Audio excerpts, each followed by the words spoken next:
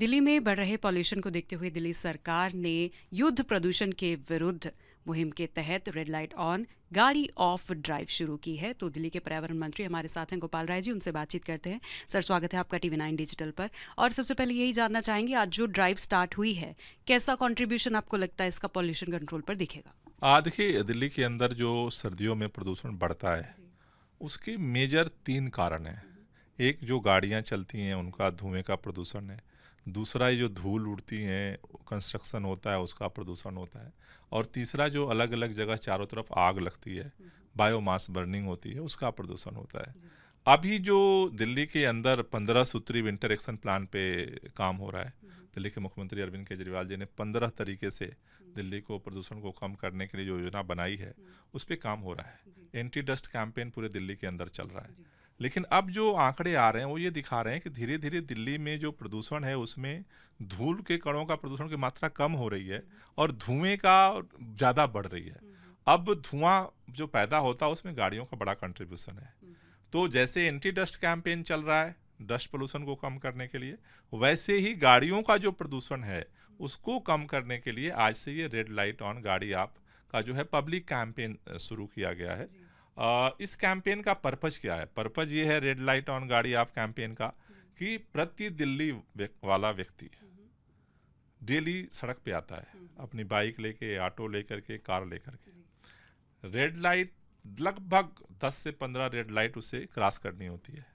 हमारी आदत है जब भी रेड लाइट होगी हम अपना इंजन चालू रखेंगे, 2 मिनट का हम तेल जलाते हैं, धुआं उड़ाते हैं।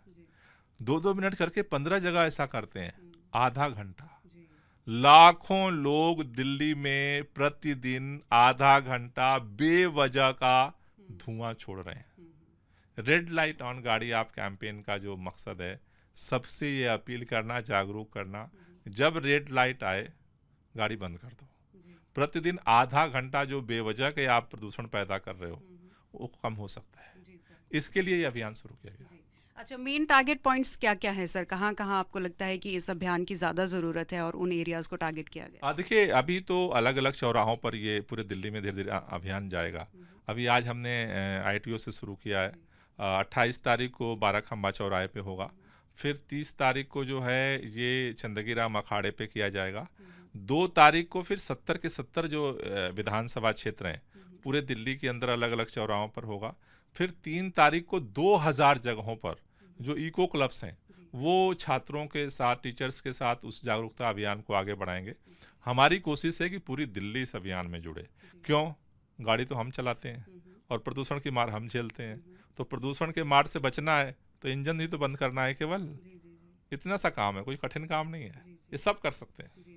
अच्छा, आपने कहा कि 15 सूत्रीय प्रोग्राम है, तो एक तो ये आपका रेड लाइट ऑन गाड़ी ऑफ वाला इसमें मेजरमेंट है, और क्या क्या स्टेप्स उठाए जा रहे हैं? जैसे एंटी डस्ट कैंपेन चल रहा है उसके कंट्रोल करने के लिए, उसी तरह से पटाखों पे जो है वो प्रतिबंध लगाया गया है। उसी तरह से जो दिल्ली में पराली जलती है उसके लिए बायोडिकम्पोजर का छिड़काव हो रहा है। एंटी इंडस्ट्रियल जो पोल्यूशन होता है उसको कंट्रोल करने के लिए अभियान चल रहा है। ग्रीन क्षेत्र को बढ़ाने के लिए जो है वो अभियान चल रहा है। दिल्ली के अंदर जो है ग्रैप के नियमों को जो है वो सख्ती से जो है वो लागू किया जा रहा है। साथ ही साथ जो दिल्ली के बाहर से जो पोल्यूशन आता है उसके लिए कोऑर्डिनेशन पे फोकस किया जा रहा है कि जो उत्तर प्रदेश है, हरियाणा है, पंजाब है, राजस्थान है, केंद्र सरकार है, उनके साथ जो है वो कोऑर्डिनेशन को जो है बढ़ाया जाए। PUC जो चेकिंग है, जो प्रदूषण सर्टिफिकेट होता है उसको चेक करने का अभियान चल रहा है। तो इस तरह से अलग अलग अलग अलग अलग अलग अलग अलग बहुत सारे अभियान को जो है चलाया जा रहा है, जिससे कि थोड़ा थोड़ा करके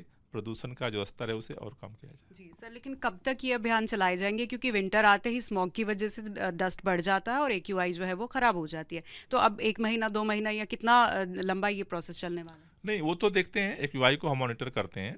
अगर AQI ज़्यादा खराब होता है तो ज़्यादा कठोर हम निर्णय लेते हैं। AQI कम होता है तो हल्के अभियान चलाए जाते हैं। तो जो प्रदूषण का स्तर होगा उसके अनुसार हमारी प्राथमिकता है लोगों की ज़िंदगी। उसके लिए जो भी कड़े से कड़े कठिन कदम उठाएंगे, जितने दिन करना होगा उतने दिन करेंगे। लोगों का कैसा रिस्पांस मिल रहा है सर? नहीं, लोगों को तो लोगों को रिस्पांस देना है। प्रदूषण पैदा करने वालों को प्रदूषण कम करने की जिम्मेदारी भी उठानी है। सरकार आगे आगे चल रही है, सबको साथ देना है। सर क्या मैसेज देना चाहेंगे सर दिल्ली वालों हम एक ही बात कहना चाहते हैं कि 3 काम हर दिल्ली वाले को करना है इस सर्दियों के मौसम में। पहला, रेड लाइट पर अपने गाड़ी का इंजन बंद करना है, नंबर 1। नंबर 2, जहाँ जरूरी ना हो वहाँ गाड़ी से मत जाइए, बस में मेट्रो में सफ़र करिए। और नंबर 3, आपके घर में या आपके आसपास कहीं भी अगर आग लगाई जा रही है उसको समझाइए।